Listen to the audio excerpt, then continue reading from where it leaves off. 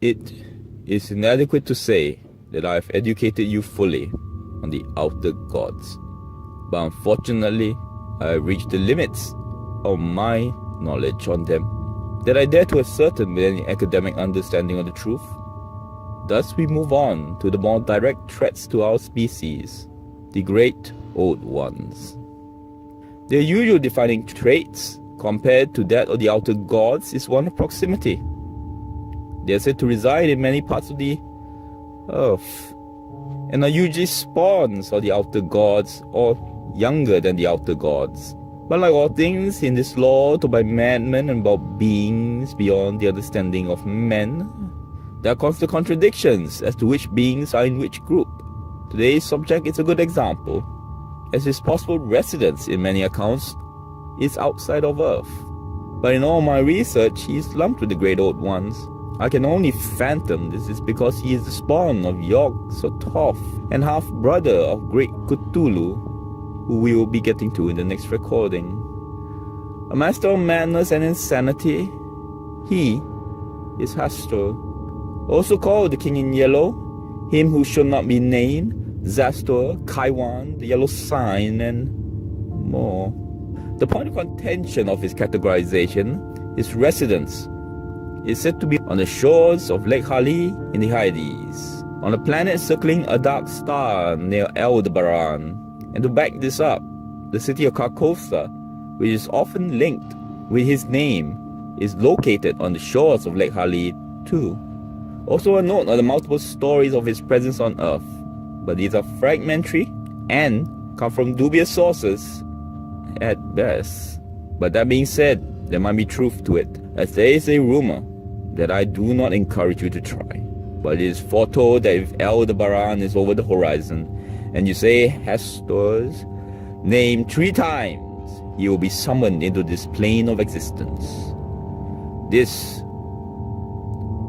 form, you might see, could be anything, as Hastur is amorphous, but the most common sighting of him seems to be in the form of a vast, vaguely octopoid being wearing yellow robes and a yellow-crowned face mask, with a rod bearing the yellow sign.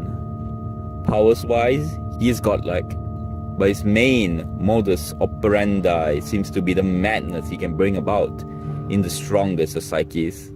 So linked is he to madness that there are cases of people just owning something or its copy, which I have not been able to identify, called the yellow sign, being driven mad, or even, if not, will unknowingly find one's mind susceptible to the control of the Yellow King's whims.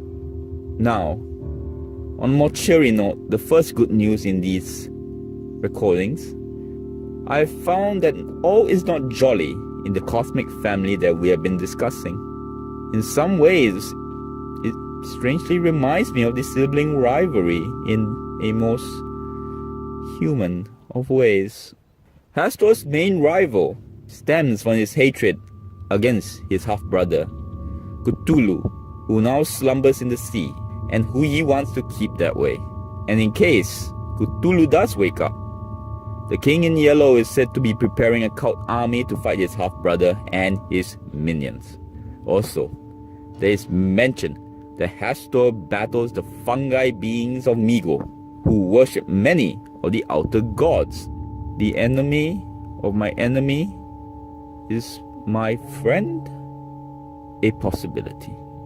Cults-wise, Hastur's followers are the standard madmen who think it is a good idea to join such malevolent beings. The aforementioned poor souls who have fallen under the influence of the yellow sign, and the more unique section of followers to him who should not be named are the people who we call in our society intellectuals, such as artists, poets, university professors, etc. One factor for this could be the famous play only spoken of in theatrical circles in whisper, but whose scripts have said to all been destroyed, although I doubt that is true, with the zealotry of his cult. The play that is called The King in Yellow. That is all, But I remind you once again about Hastur's rivalry with its cosmic brethren. You never know when it might be of use. Till next word.